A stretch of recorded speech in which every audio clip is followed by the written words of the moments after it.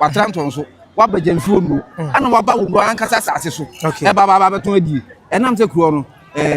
ohene ni ho ana oba pan ohima azusu ni ho enti kuro ohene yiri su ni ho enti ama kuro no dampan kakra ana waba wura mu na emeba wo ho no make betumi na di ahia na emu mo mekoko fa wo no met ayi langard for okofam firi Burkina masa ayi matwa ma bi onenam ha no kitu wo mu na tese wi enti wudimi nkonanim wugina honom na wo mu dwi wafu untimi nka koko ya gina we minu ya udimati nafuo ni ogina wo bi mi ka ho bi gina wo ana wo mu dwi wo be da wako untimi so enti untimi nkwanim na yeze ne ye de akọ central ye de akọ akra jeze approach from penifo wo Ghana ha de afọ mu nyina ansem wo tesa wo akọ ho na ade achi anu ro ko si nyina ni tumi a hwemu na kagum tumi a no de di sa adwuma no eno na abegu nanimu ase wa ha ne onam nyina wo se ye nana owura aye otumfo ene nana mampon hene ena jamase jase hene ena de asase na mano ohene meba o oye ohene ana wono ana ese ne onye ohene na ye ohene bi ena abo no nkoso ohene akwamu hene otumfo nkoso ohene ena abo na akwamu hene ena de opekuro na wo fa kwa agolo kuro no ono ne wo fa mum na ye te oba bi ne hene na se si ano ne wo fa no omo mfa hands ne ha omo nka entu ode otumfo ne nana santema mpon hene ena jamase hene ena ode wo mo edinam se wo mo na de sansase na ma no se onye enti na ebisa no se o ho nkrata oyi nkrata ne baaye no nkrata o mo kan ye ni nyina nkrata be enan na bo sample ebia ni ho a mention Sakra Ono ediri wom krata bia ye kan ye bia was making reference to Jamfio Ono ena krata no so kra no na it was not meant for ono consumption. Okay, and as to how awonya a copy of the letters in the e wono na semwa. Okay, eno ntina ene otumfo akira ne se wadidi ama watra baabia eni se wodidi ko. Okay, it is Sakra Ono fo nsase Jamfio Ono nsase no ene nsase a ko so a wakwaya adwuma ni nyina ene otumfo di man no wo asase bia se mo nkoso se onko bia so ono so na akwamu hini no onya akwamu hini no so a odi no yaje yatu no wa twa kwanwanu wodi wani bu ansase ahodo obesan ena wo koko wo so wakodwie ne de watontonfo ni miura Sakra Ono nsase na da ho no Sakra Ono nsase abusia bia wo Sakra Ono bia asase eja meba ma me wo se be se sen me se be 5 million acres ansase 5 million acres wono kro ni nyina wo se ho ye ne dia na wono de ode ama ye se ye ntena so ne ya humile se tam na so se oba be na de eti na se tie no eti me ba ona last person komkoku no oba me ba emoni din ade wa ye ndin se wo se wo mu hia be ma wasase no so eti wo ye be ma na ko nko ade a eno me che wo bo me wo fa ba ko ona na yire ko afuom wei wo me de shovel na chi mark na wo wo me de shovel na ko no e be ma na wo mo ma me ba kafra fa chere me camera no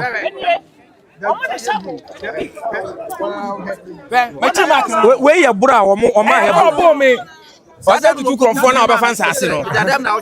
me na nam asase na yadua ade a wo so ye kɔ akɔhwɛ sɛ wo mu dwudwu na ye no prɛ sɛ wo mu aduru hɔ a ye duru hɔ kwanko wo mu sɛ de ne ye de ye be mo be ye masa ade me hu ya sɛ me da hospital ɛna wo mu aka ho nyina dwen na langard for ni langard for macho enipa wo so tia me kai wo no first na ye nyina no mo bam so no mo ye 8 na me hu wo mo so se me de aka de me hu bibia bio de wo sia bobo ya akwa na de me tum me be na hospital my ni me call insurance dey am dey ehun message kura mo dey ma mi e wo Sakra Ono e ho no me dey me beto yi clinic bo a ye dey me beto eni 14th July eni me message last year. Okay, 14th July eni month kura me bla panyin and ono so e kwa hwe ne land woduru kwam se wonu ya asase no so kra o no ma kina roro ne hu nyina ba na de gade na ko tena fie ya kona tu fie ya ona age no ya ko fa police fo ne ya ko ho a okoka kira ya se o ya amroba na ngrofo bi twam ena o ma kina ba enti ya kwa edua se police fo se ya che amroba e ho police headquarters na wa gina to ya ntime musa na nam se ya je wo sika ne ho de nche ye enti na wapa bibia ama wo na asem na ye nwanwan wan se na nyame yi no so krata me hunu se wo momu a wabrim wo pan yi ene metin komo bi na ye de nsa be keka kakra ya ho na mo so mo pa na bo ne bi ate masa me fansie se me nya na ha se sia ya me dem se be kan ma aban ani me adi me se o pia se sia ya wo di obete men kan me so me kwa ba mo no afia banso so e se me pa asase no wasa ba ya mo no de sa be kan mo no da bi de nsa na be kan no se ne mbabo no ya de nsa na be kan ya chele se na sta wo wu ko ba wonya de tene wonya de tene papa ya papa Ibrahim ni nkomo kakra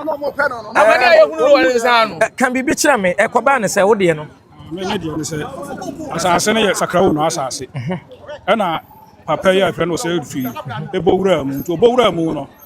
Mito mikon hoko busa no o ka jam se o hene ne dia asase na ma no etinu me so asma no o kanan to ma so etinu ba bi obako bia no o de ko falanga fo ba me ko ne langa fo ko kasa de bia fi so de bia fi ache no aja sa yese me no ma je asam na bo me bo a me cha na me peso asase no obako so etinu o mu ni mi bone eti yawo ho no yate se de wa asase no so nti me kwa akohwe de kura wo ho se na langa fo na je se o mu ti bia ase etu o mu hu me na ana o mu sole no masase ni ha masase ni amo pede wo ha o mu bibia ye ka bia ase o du wo eti eya na so ya asase eya ye ene ye befe o de mu hu ya se ba ko peja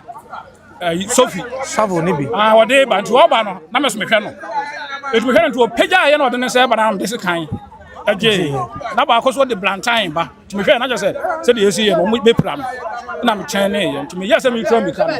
na me sa me nue ya na mo ne kasa yi ene ho ana mo kan ne to fe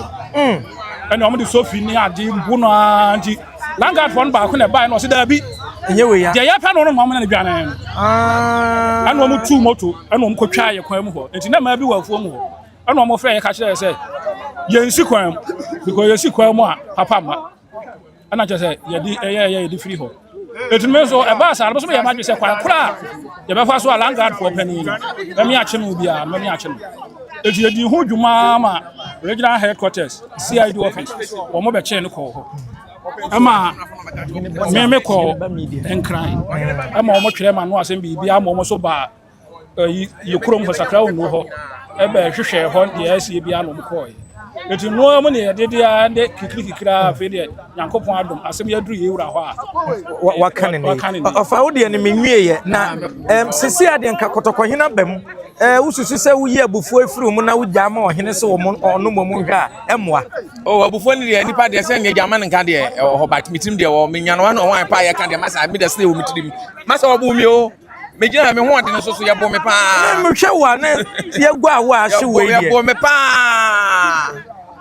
nti me mani abre but so de se bibia wo nya me gya ma na nya me atunu so krata opie ye na mo pesa mo de mo sakeka ne kakra ye hunu se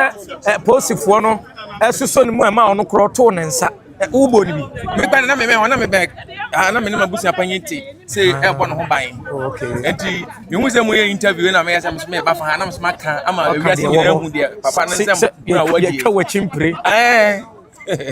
abum ye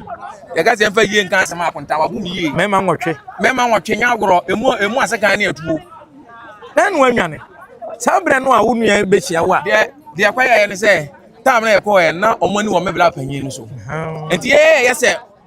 omunyai de hu ya se obi ama command every na moto bi so o ma command na se esu o me so masa ma hu bibia bio ane wo bu free hospital ba wo kan tam se unsi asase no so bi asase ni de free ho de me kura mi suro enti me tika nkwa twom ma me kata mani free ho de mi si su bio ba eze de me ko fie kura nwumra me ko okay mate enti yenso ye behwe be bɔ mɔden mu kodura yɛn so yɛbɛfa akotade ne yaba na wokra ne yabo wi na me mati yɛbɛba why eti abusua adehia free sakra